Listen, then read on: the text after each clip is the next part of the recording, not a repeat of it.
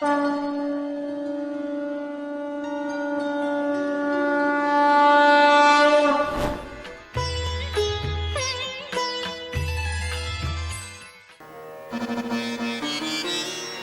का जो संपूर्ण स्वरूप है वो चतुर्भुजी है।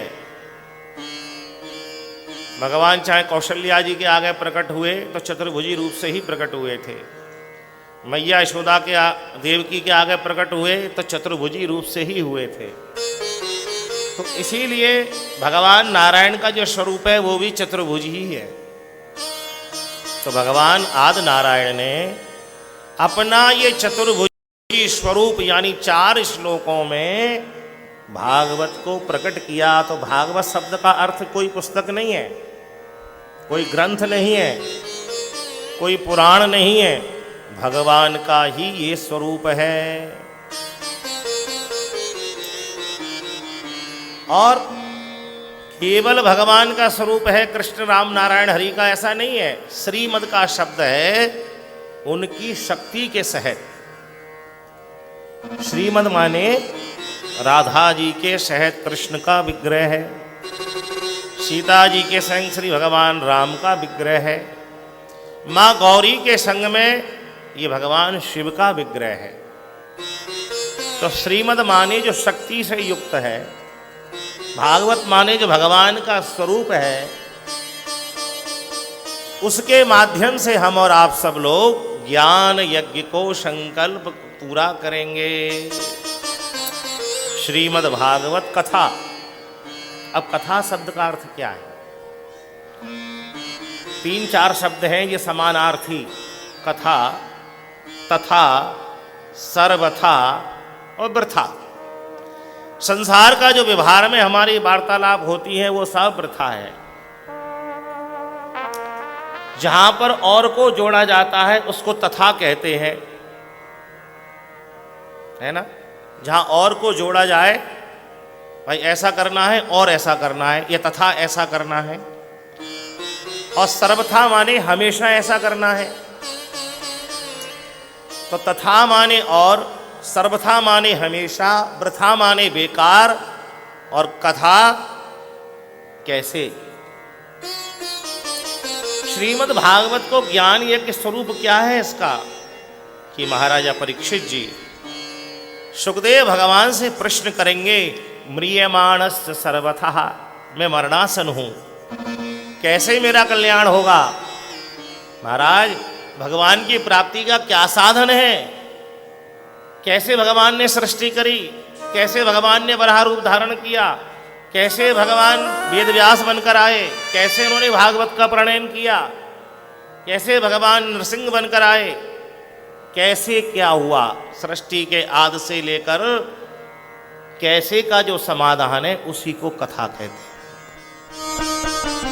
प्रश्नोत्तरी का जो संवाद है वही कथा है। और विशेष विचार किया जाए आध्यात्म दृष्टि से तो कम रसम, कथा शब्द का विशेष विचार किया जाए तो कम रसम, रसम परमात्मानम, परमात्मानम श्री कृष्णम, था माने थापयति, स्थापयति इति कथा। जो भी हमारा इष्ट है, भगवान राम कृष्ण नारायण हरि शिव शक्ति, हमारे इष्ट को हमारे वक्षस्थल पर जो विराजमान कर दे, स्थापित कर दे, उसी को कथा कहते हैं।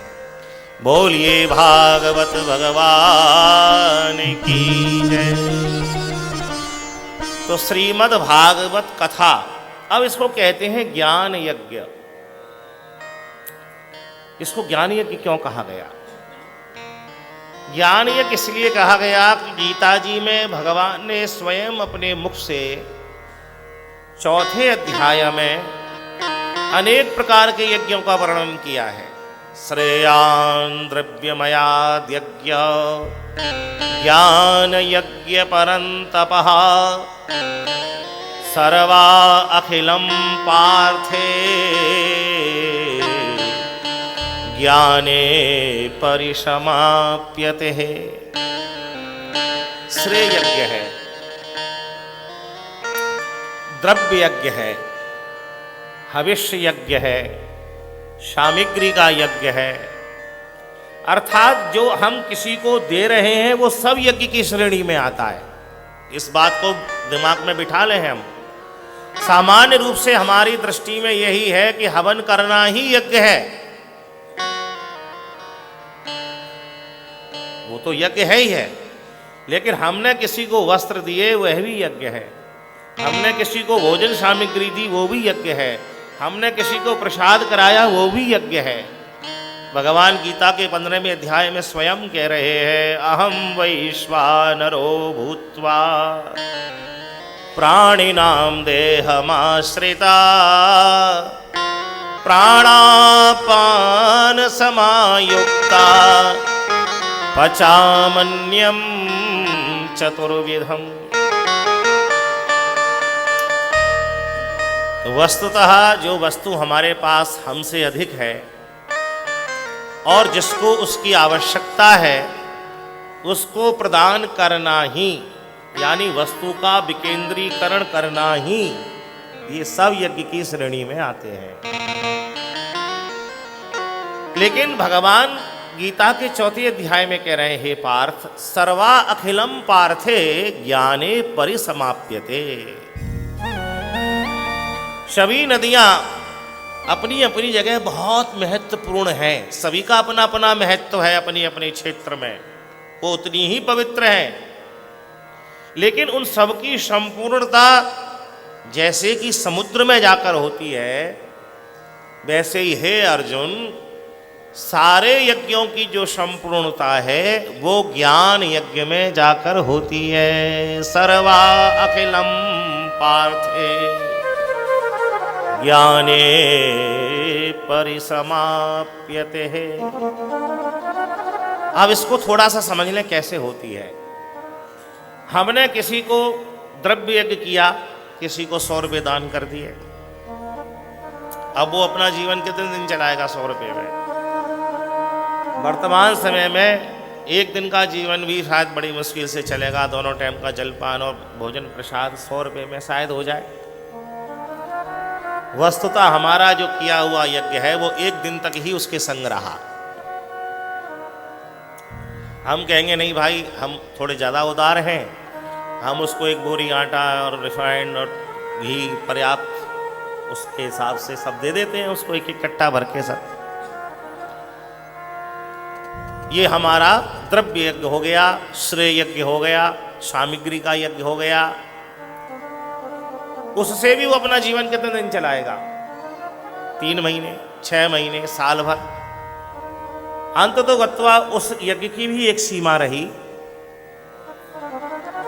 हमने हविष्य यज्ञ किया, जो लक्ष्मी नारायण आदि यज्ञ हम करते हैं, कराते हैं यज्ञशालाओं में, वो सब स्वर्ग तक के फल को देने वाले हैं।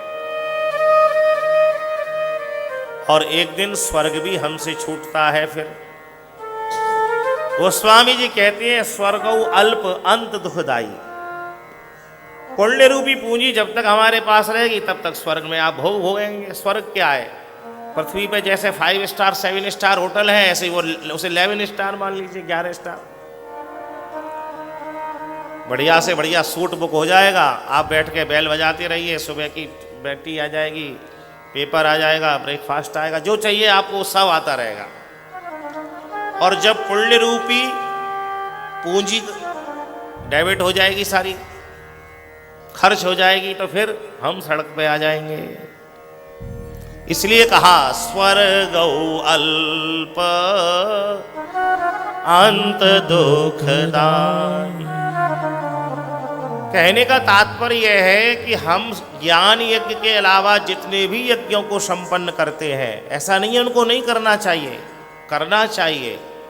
जिसको जिस चीज़ की आवश्यकता है उसकी पूर्ति हमको करनी चाहिए, लेकिन ये दृष्टि रखनी चाहिए कि ये शाश्वत नहीं है। शाश्वत तो ज्ञान यज्ञ है। जैसे कि किसी व्यक्ति को हमने 10 रुपये दान करे, 100 रुपये दान किए, अब वो आए ले जाए, फिर ख़त्म हो जाए, फिर आ जाए। उससे अच्छा उससे कहा भाई हमारे पास रहे तो कुछ दिन, और थोड़े से मंत्र याद कर ले, कुछ सूक्ति याद कर ले, दुर्गा सप्तशती पढ़ना सीख जा, भागवत का मूल पाठ करना सीख जा, रामायण पढ़ना सीख जा।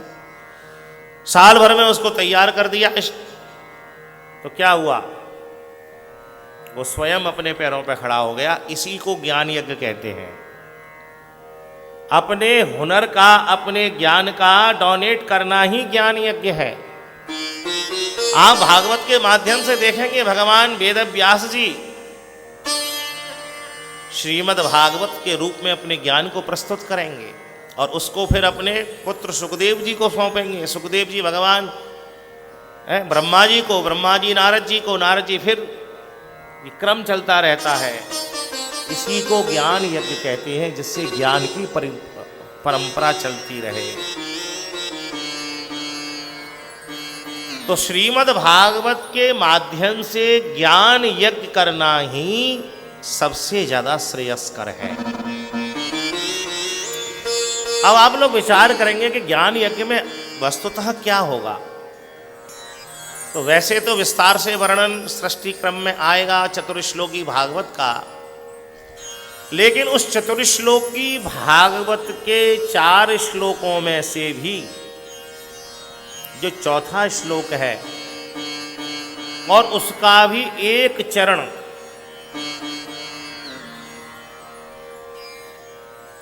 रविंद्र जी, 4 श्लोकों में से, विस्तार से मैं चारों श्लोक कहूंगा, लेकिन जो ज्ञान यज्ञ है वो प्रतिपादित केवल एक चरण से हो जाता है।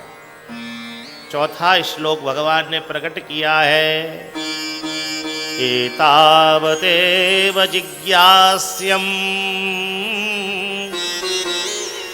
तत्त्वजिज्ञासुनात्मनः।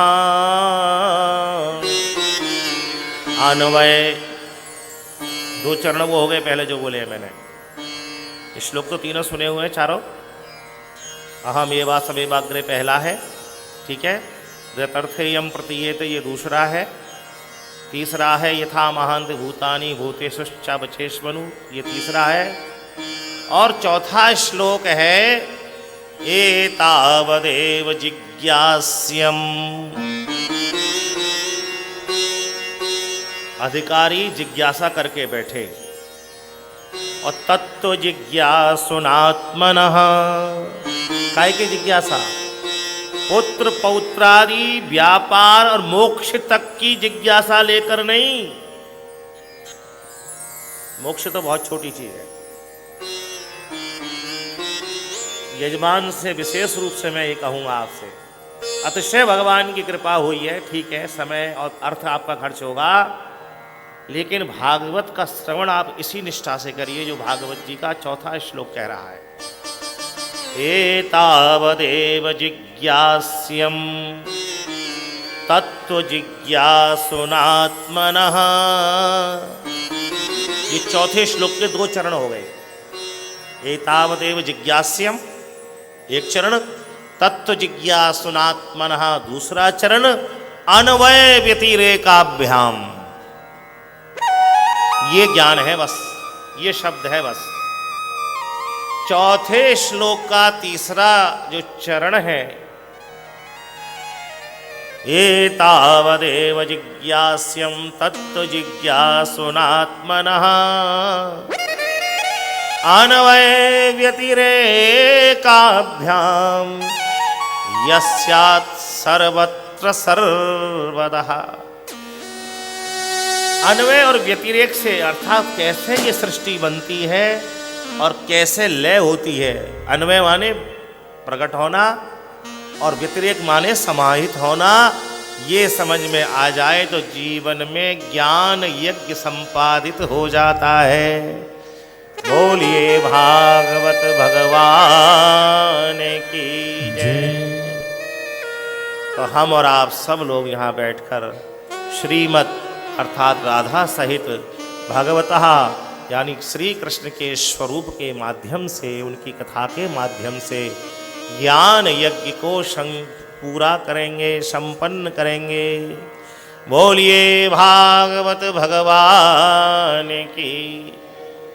भागवत से पूर्व भागवत के परिचय को कराने के लिए भगवान श्री वेद व्यास जी महाराज ने 2 पुराणों में भागवत जी की महिमा को स्थापित किया है। कभी कभी कोर्ट कचहरी में जाओ, किसी के पास जाओ तो कितने गवाह की जरूरत होती है? क्यों भाई, मुचलका भरवाना है तो 2 गवाह चाहिए। तो ऐसे ही आप यहां देखेंगे स्कंद पुराण के अंदर और पद्म पुराण के अंदर श्रीमद् भागवत की महिमा का गान किया गया है। ये दोनों पुराण भागवत जी का परिचय कराते हैं। तो हम लोग पद्म पुराण का जो महात्म्य है उसकी कथा की चर्चा कर रहे हैं और उसके प्रथम अध्याय के प्रथम श्लोक का गान करेंगे। बहुत ही सहज श्लोक है। देखो, 2 तरह के मंत्र हैं। वैदिक मंत्र बोलने में तो आप लोग असमर्थ हैं, नहीं बोल पाएंगे, उसकी व्याकरण बहुत कठिन होती है। लेकिन पौराणिक मंत्र को सब लोग बोल सकते हैं, सभी का अधिकार है उस पर, उसकी व्याकरण क्लिष्ट नहीं है। तो बोलिए, मैं एक एक चरण बोलूंगा। सच्चिदानंद रूपाय सच्चिदानंद रूपाय विश्वोत्पत्त्यादि हेतवे विश्वोत्पत्त्यादि हेतवे तापत्रय विनाशाय तापत्रय विनाशाय श्रीकृष्णाय वयं नुमः श्रीकृष्णाय वयं नमः श्रीकृष्णाय वयं नुमः श्रीकृष्णाय वयं नमः। चौथे चरण से अर्थ निकलता है श्री कृष्णाय वयम नुमः। हम सब श्री अर्थात राधा रानी के संग, वयम माने हम सब, भगवान श्री कृष्ण को नमस्कार करते हैं। क्यों करते हैं? बोले सच्चिदानंद रूपाय। उनका जो स्वरूप है वो सच्चे आनंद को देने वाला है। सामान्य अर्थ है इसका ये, ठीक है। बोले क्या झूठा आनंद भी होता है क्या? आप प्रश्न कर सकते हैं मुझसे, अगर एक कॉर्डलेस आपके पास हो। सच्चिदानंद रूपाय का अर्थ है जिनके स्वरूप में से सच्चे आनंद की प्राप्ति होती है। तो इसका मतलब कहीं ना कहीं झूठ का प्रेजेंटेशन भी होगा। भाई किसी के आगे कहा है कि भाई सच बोलियो, इसका मतलब वो झूठ भी बोल सकता है, तभी तो हमने सच शब्द का प्रयोग किया। तो सच्चिदानंद रूपाय, सच्चे आनंद की प्राप्ति होती है भगवान श्री कृष्ण के स्वरूप से। तो झूठे की कहां से प्राप्ति होती है, इसको समझना पड़ेगा।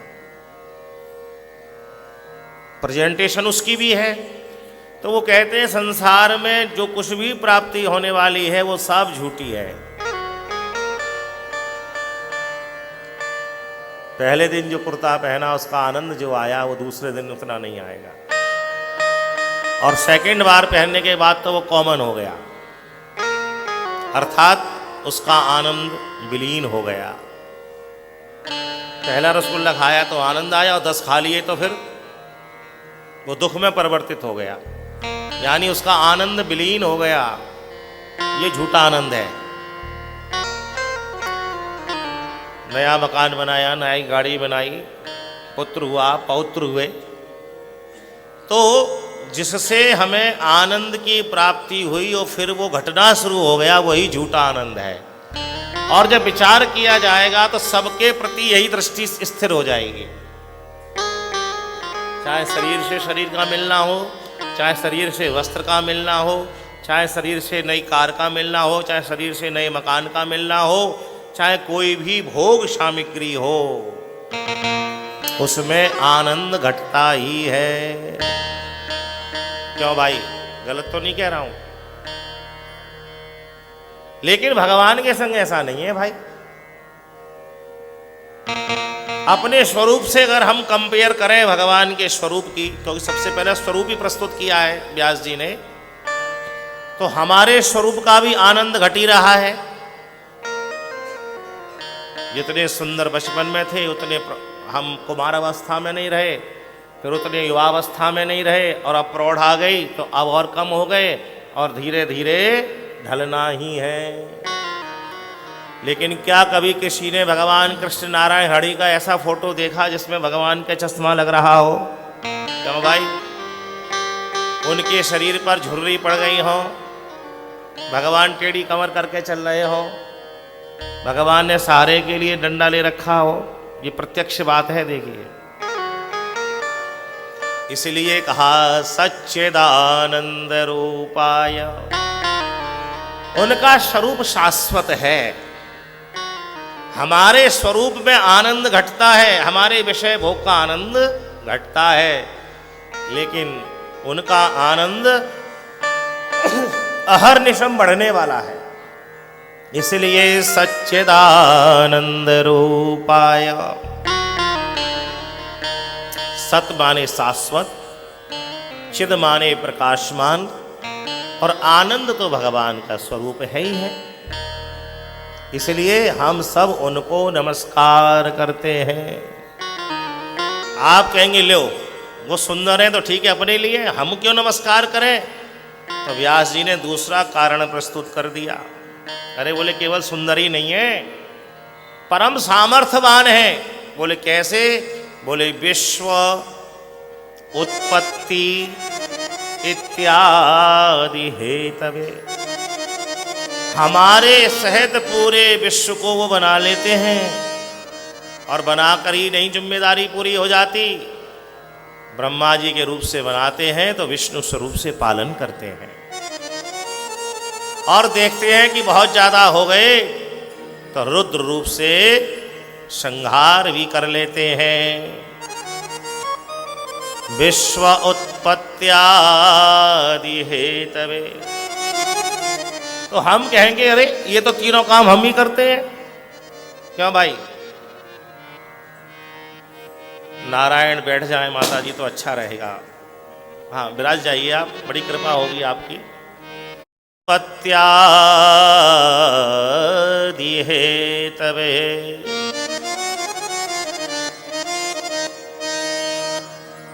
अब यहां भक्त कह सकता है भगवान से कि ओहो आप तीनों कार्य को करने के लिए तीन रूप धारण करते हो, और हम तो एक ही स्वरूप से तीनों काम कर लेते हैं। उत्पत्ति भी कर ले संतान की को, और फिर उसी शरीर से उनका पालन भी कर देते हैं, और यदि किसी से द्वेष हो जाए तो फिर संहार भी कर लेते हैं। लेकिन भगवान की सामर्थ्य क्या है? उनकी सामर्थ्य ये है कि वो बनाने के लिए उनको किसी रॉ मटेरियल की आवश्यकता नहीं है, किसी इंस्ट्रूमेंट की आवश्यकता नहीं है, कोई डाई उनको नहीं चाहिए, कोई इंडस्ट्रीज उनको नहीं चाहिए, कोई इलेक्ट्रिक पावर उनको नहीं चाहिए। केवल एको हम बहुश्यामा का संकल्प करते हैं और महाराज बना देते हैं। 125 करोड़ तो भारत में ही है। तो ये उनकी सामर्थ्य है। हम उत्पत्ति करते हैं तो हमें उसके लिए साधन चाहिए, लेकिन उनको नहीं चाहिए। एको हम बहुश्यामा का संकल्प करने मात्र से और नारायण रूप से इच्छा करने मात्र से ही सबका पालन कर देते हैं।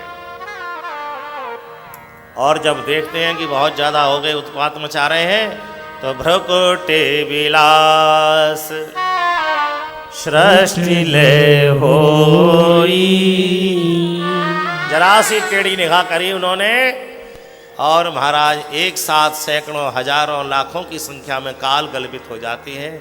ये उनकी सामर्थ्य है। तो केवल वो सुंदर नहीं है, वो परम सामर्थ्यवान है।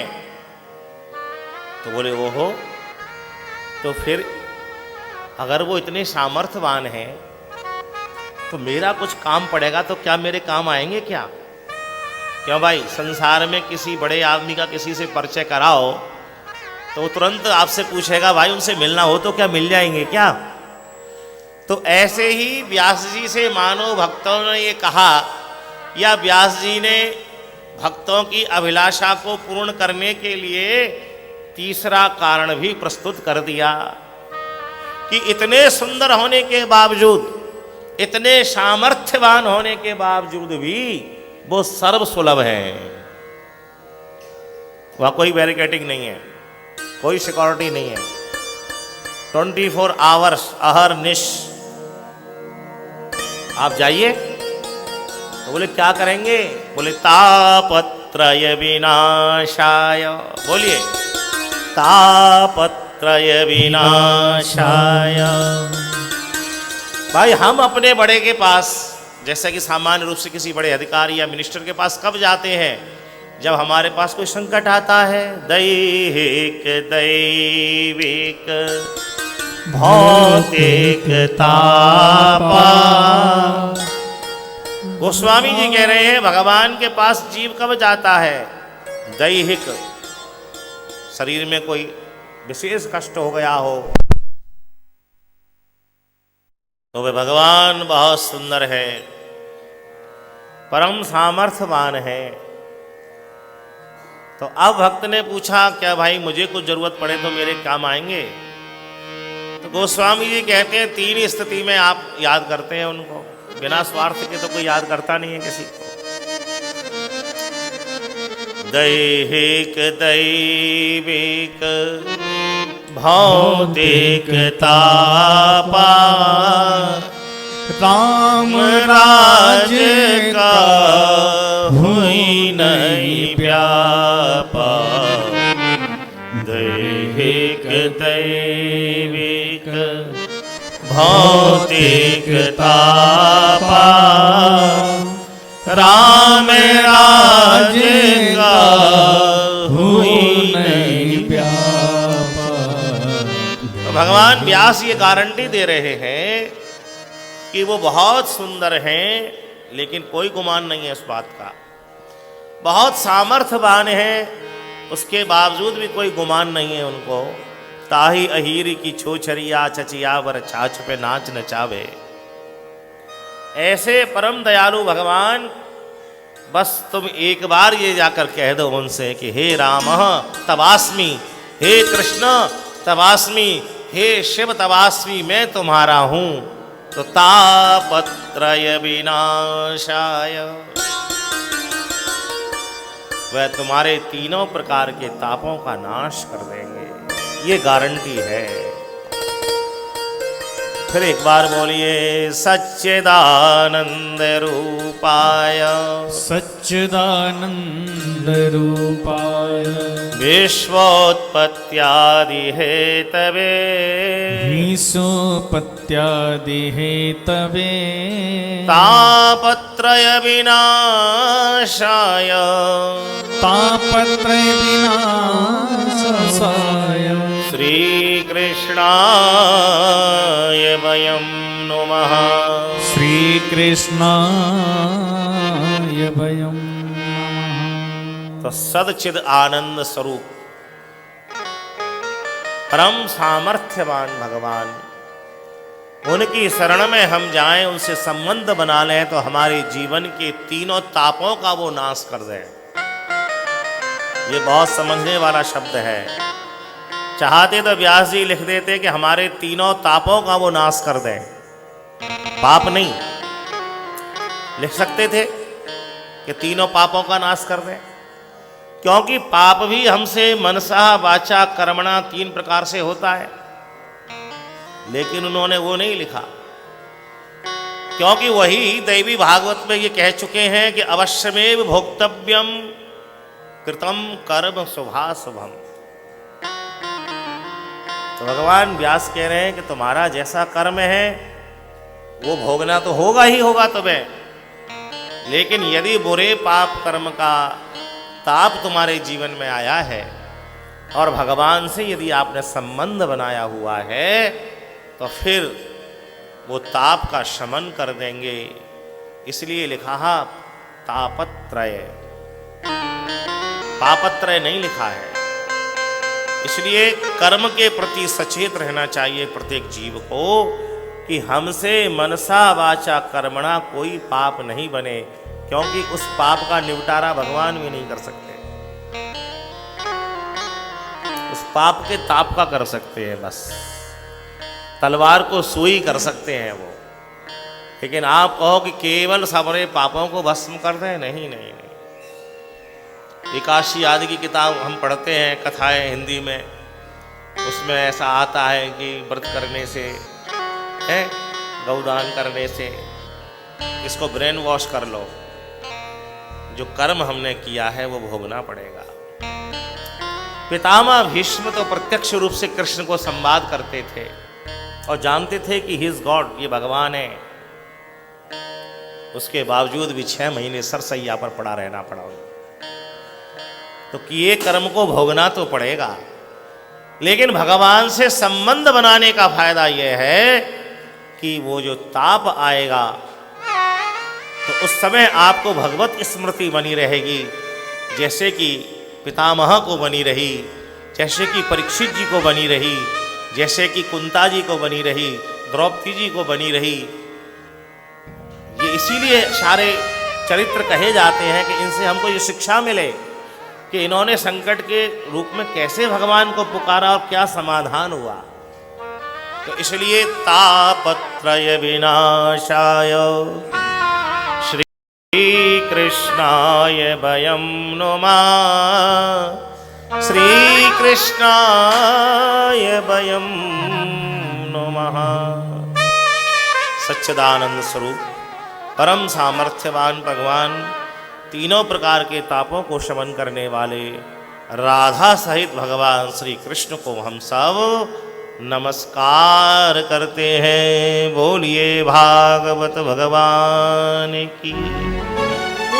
अब यही विश्राम करेंगे और ठीक 3 बजे सब लोग आके बैठेंगे, भागवत की कथा होगी। राधा रानी के बिना कृष्ण का कार्य पूरा नहीं हो सकता, इसलिए राधा जी के चरणों में एक प्रार्थना कर लें कि हमारा ये यज्ञ निर्विघ्न संपन्न हो। आइए भाव और प्यार से श्री राधे। कर दो कृपा की कृपा